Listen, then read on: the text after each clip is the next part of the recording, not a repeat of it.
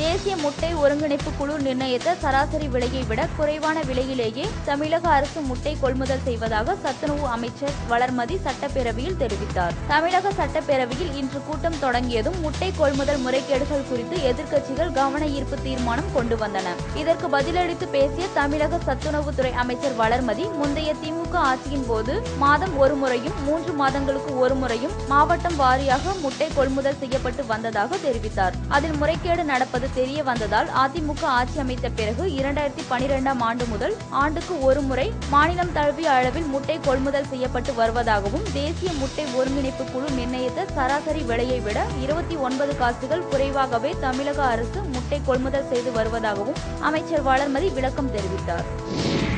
பகவத்கீதைக்கு பதிலாக திருக்குறளை தேசிய நூலாக அறிவிக்க மத்திய அரசு நடவடிக்கை எடுக்க வேண்டும் என்று பாமக நிறுவனர் ராமதாஸ் வலியுறுத்தியுள்ளார். இது தொடர்பாக ராமதாஸ் வெளியிட்டுள்ள அறிக்கையில், இந்துக்களின் புனித நூலாக கருதப்படும் பகவத்கீதை இந்தியாவின் தேசிய நூலாக அறிவிக்கப்படும் என்று பாரதிய ஜனதா கட்சியின் மூத்த தலைவரும் வெளியுறவுத்துறை அமைச்சருமான சுஷ்மா ஸ்வராஜ் கூறியிருக்கிறார். ஒரு தரப்பு மக்களின் விருப்பத்தை ஒட்டுமொத்த இந்தியா மீதும் திணிக்கும் நோக்கில் சுஷ்மா ஸ்வராஜ் கருத்து தெரிவித்திருப்பது கடுமையாக கண்டிக்கத்தக்கது என்று ராமதாஸ் தெரிவித்தார். கீதையுடன் ஒப்பிடும்போது திருக்குறளில் ஏராளமான முற்போக்கு கருத்துகள் உள்ளன என்றும், திருக்குறளில் இல்லாதது எதுவுமே இல்லை என்னும் அளவிற்கு மனித வாழ்வுக்கு தேவையான அனைத்தும் உள்ளன எனவும் ராமதாஸ் குறிப்பிட்டுள்ளார். மேலும் மொழி திணிப்பையும் கலாச்சார திணிப்பையும் தமிழகம் மட்டும்தான் கடுமையாக எதிர்க்கிறது என்பதால் திருவள்ளுவரின் பிறந்த நாள் வட இந்திய பள்ளிகளில் கொண்டாடப்படும் என்று அறிவித்துவிட்டு இப்போது கீதையை தேசிய நூலாக அறிவிக்க துடிப்பது கண்டிக்கத்தக்கது என்று தெரிவித்துள்ளார். மேலும் பல்லாயிரம் ஆண்டுகளுக்கு முன்பே பகுத்தறிவை போதித்த திருக்குறளுக்கு மட்டுமே இந்தியாவின் தேசிய நூலாக அறிவிக்கப்படும் தகுதி உள்ளது. எனவே கீதையை தேசிய நூலாக அறிவிப்பதை கைவிட்டு திருக்குறளை தேசிய நூலாக அறிவிக்க மத்திய அரசு நடவடிக்கை எடுக்க வேண்டும் என்றும் ராமதாஸ் வலியுறுத்தியுள்ளார்.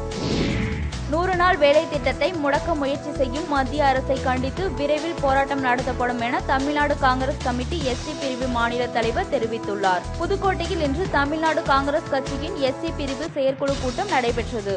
இதில் மாவட்ட தலைவர் கண்ணன் தலைமை வகித்தார். கூட்டத்தில் தமிழ்நாடு காங்கிரஸ் கமிட்டி எஸ்சி பிரிவு மாநில தலைவர் பெருந்தகை கலந்து கொண்டார். பின்னர் செய்தியாளர்களிடம் பேசிய அவர், தற்போது தமிழகம் முழுவதும் வட்டாரம் வாரியாக எஸ்சி பிரிவு பொறுப்பாளர்கள் நியமிக்கப்பட்டுள்ளதாகவும், காங்கிரஸ் கொண்டு வந்த 100 நாள் வேலை திட்டத்தினால் அனைத்து தரப்பு மக்களின் வாழ்வாதாரமும் உயர்ந்துள்ளதாகவும் தெரிவித்தார். இந்நிலையில் மத்திய அரசு 100 நாள் வேலை திட்டத்தை முடக்க முயற்சி செய்வதாகவும் அவர் குற்றம் சாட்டினார். 100 நாள் வேலை திட்டத்தை கைவிட்டால் பல லட்சம் பேர் தங்களது வாழ்வாதாரத்தை இழக்கும் நிலை ஏற்படும் எனவும், 100 நாள் வேலை திட்டத்தை மத்திய அரசு நிறுத்துவதை கண்டித்து விரைவில் மாநில அளவில் காங்கிரஸ் எஸ்சி பிரிவினரால் போராட்டம் நடத்தப்படும் எனவும் செல்வ பெருந்தகை தெரிவித்தார்.